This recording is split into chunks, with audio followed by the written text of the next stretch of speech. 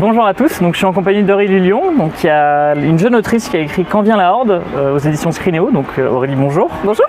Alors tout d'abord, avant de commencer cette vidéo, n'oubliez pas de vous abonner et de mettre un like, c'est super pour le référencement. Et en attendant, écoute Aurélie, est-ce que je peux te présenter un petit peu brièvement ton roman, puis après te poser quelques petites questions? Oui, bien sûr. Ouais, cool. Tu m'arrêtes si je dis des bêtises. Hein. Ok. Donc quand vient la Horde, donc grosso modo on suit Yvan, qui est une sorte de paysan qui a suivi une éducation philosophique, politique auprès d'un sage d'une cour que pour l'instant il ne connaît pas trop. D'un érudit. Ouais. D'un érudit, voilà. Et il se retrouve enlevé par les hommes de donc, la putain blanche, qui font partie de la Horde blanche, qui est une compagnie de mercenaires, et donc il ne comprend pas pourquoi il est enlevé. Et en même temps, on suit la vie du chien, qui est une sorte d'assassin qui poursuit des gens comme à l'image d'un personnage, d'un chasseur de primes. Ouais, c'est un chasseur, quoi. C'est pas un assassin très fin. C'est ça, exactement. Pas dans la finesse. Et en fait, progressivement, on réalise que le chien, sans spoiler, mais bon, c'est assez évident que le chien et Yvan sont les mêmes personnes, mais à différentes étapes de leur vie. Alors voilà, Aurélie se fait attaquer par une branche, c'est génial. Donc déjà, ce qui est intéressant, je trouve, dans ton roman, c'est que déjà, de fait, c'est un premier roman qui est très très bon, qui est excellent, avec une très belle construction de personnages. Donc ça, c'est génial, avec une belle évolution. On sent monter l'évolution d'Yvan vers le chien. C'est vraiment le cœur du roman. C'est pour ça que je l'ai écrit. Hein. Très bien.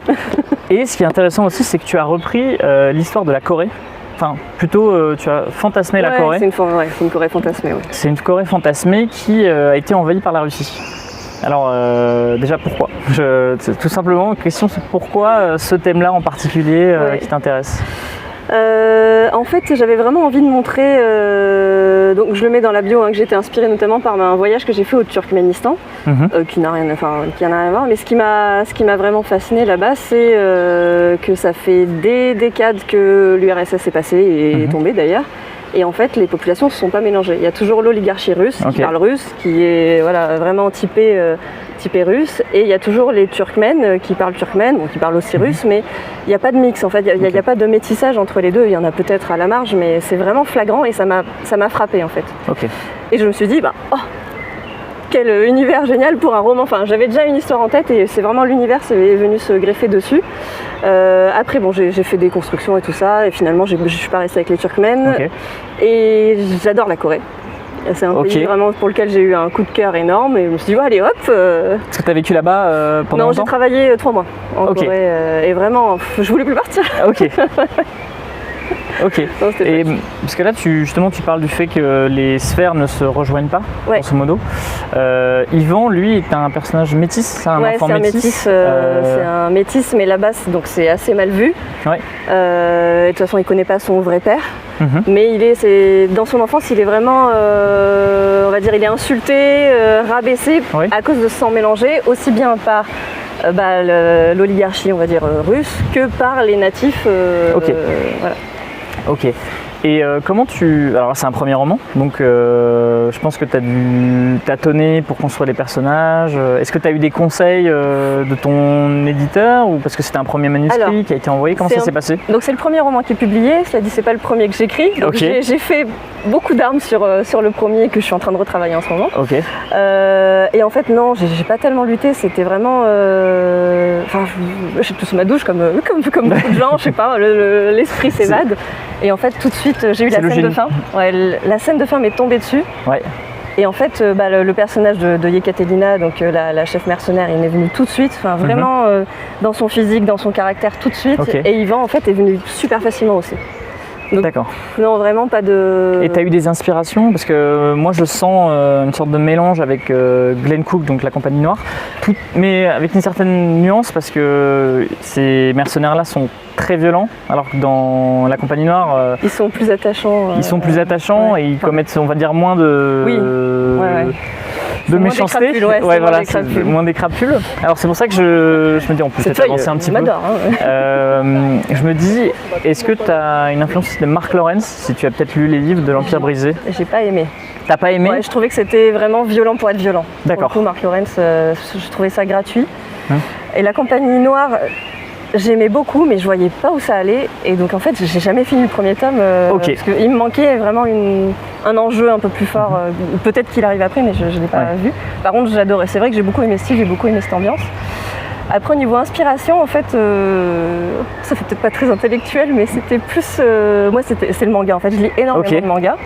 Bon, après, dans la coupe, je pense que ça fait pas très BD ni light novel, mais en fait, comme c'est... En finissant mon premier roman, donc qui n'est jamais sorti, j'avais vraiment peur en me disant mais j'ai pas d'autre idée, qu'est-ce que je vais faire, oh là là, c'est pas possible. Et donc je m'étais dit bon, puisque j'ai pas d'idée, je vais prendre quelque chose que j'aime beaucoup et je vais voir qu'est-ce qu'il y a dedans. Et en fait j'ai pris un manga qui s'appelle Black Lagoon, dans lequel le personnage se fait enlever au début. D'accord. Et donc je me suis dit ah bah voilà, moi il va se faire enlever. Je vais faire simuler un enlèvement et puis... Et puis finalement la suite n'a rien à voir, mais c'était vraiment ça mon inspiration de base. Ok. Donc tu avais la fin, tu avais le début, donc tiré d'un manga, et le milieu avec ces mercenaires, parce que c'est pour ça que je parlais des références Lawrence et Glenn Cook, c'est qu'en fait les personnages de la compagnie sont méchants, enfin ils apparaissent comme méchants au début, mais ensuite beaucoup plus nuancés au milieu, puis à la fin c'est l'explosion de violence avec notamment le personnage de Katerina, donc la chef des mercenaires. Qu'est-ce qui t'a poussé à te dire je vais faire méchant, gentil, méchant, et hop, comme ça, avec des explosions de violence, parfois des remises en question totalement importantes sur la question de la moralité, quoi, tout bêtement des personnages. Bon, après, moi je lis beaucoup de fantasy pour adultes en fait. Déjà j'aime bien quand c'est très nuancé, quand on sait pas trop où on va et quand le personnage c'est pas un gentil pour être un gentil. Enfin voilà, c'est vraiment mon truc. Et après, en fait, c'est vraiment, je le vois toujours comme ça, je le vois comme une cloche. En fait, je voulais vraiment faire cette trajectoire avec un personnage qui, au début, il commence très bas. Il découvre un peu, il a une espèce de moment de gloire, en fait. C'est vraiment, un instant de grâce. Il a même envie de devenir mercenaire. Parce qu'au tout début, il se fait enlever, il se fait carrément tabasser. Et il voit un mercenaire tuer plusieurs personnes et se dire, c'est joli, c'est beau. Ce qui est assez paradoxal, je trouve, au vu de sa personnalité au tout début, qui est de la non-violence, tout ça. Oui, en fait, il est fasciné par ces gens qui font ce pourquoi ils sont faits, en fait. Et ça, c'est quelque chose qui le fascine parce que lui, il est toujours dans la lutte. Et c'est quelqu'un qui cherche sa place, en fait. Ouais, c'est ce que j'allais dire, cherche sa voie, qui a toujours été solitaire, avec très peu de... Bon, il a son ami d'enfance, mais à part ça, il n'a aucun lien, en fait. Il a personne. Son père adoptif est mort, de maladie depuis un moment. Donc il se dit vraiment, mais en fait, je peux exister pour d'autres personnes. Ok. Ouais, il y a ce côté-là. Et en fait, oui, c'était vraiment une courbe où il arrive au top. Et c'est la chute, descente en enfer, quoi. Ok. Et ça t'a pris combien de temps d'écrire Quand vient la Horde ? Je dirais que ça m'a pris 2 ans. 2 ans de mon côté, et après le temps de l'envoyer, d'attendre la réponse, de le retravailler, c'est encore donc, 2 ans. Donc le Covid a un peu aidé à la rédaction vers la fin ou c'était, non, pas du tout, c'était l'attente 2017 à 2019. Ok, donc c'était pendant le Covid, l'attente était encore plus insoutenable, quoi. Ouais, bon après j'ai écrit un autre roman pendant ce temps-là. Justement, est-ce que tu peux nous en parler ? Tu as déjà des idées de pitch, d'ambiance Oui. Donc le roman que j'ai écrit après celui-là pendant le Covid, donc là je l'ai mis en pause parce que on lutte.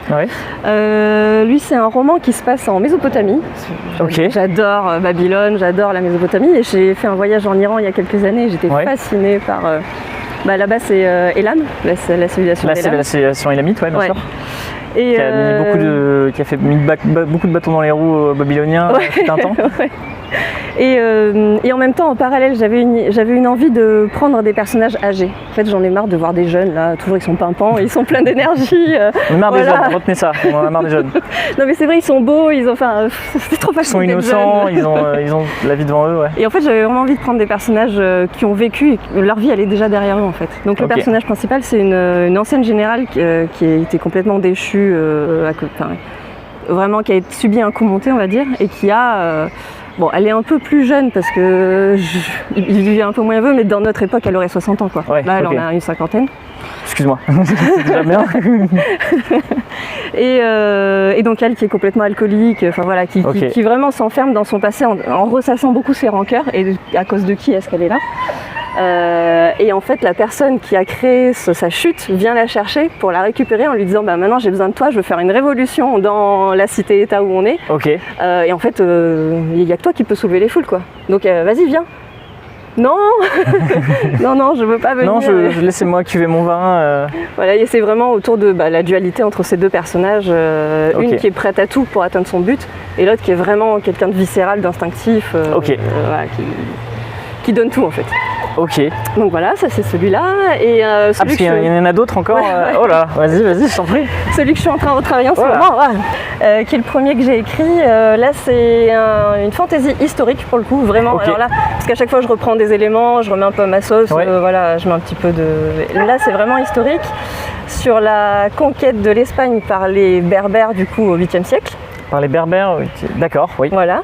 Et donc je prends on va dire le protagoniste, c'est le général Tariq Ibn Ziyad pour les férus d'histoire. Ouais. Et donc voilà, comment est-ce qu'il a conquis ce territoire-là, et après comment il s'est retrouvé jusqu'à Damas, etc. Et le personnage de point de vue, c'est son meilleur ami, son ami d'enfance, enfin vraiment son frère. Okay.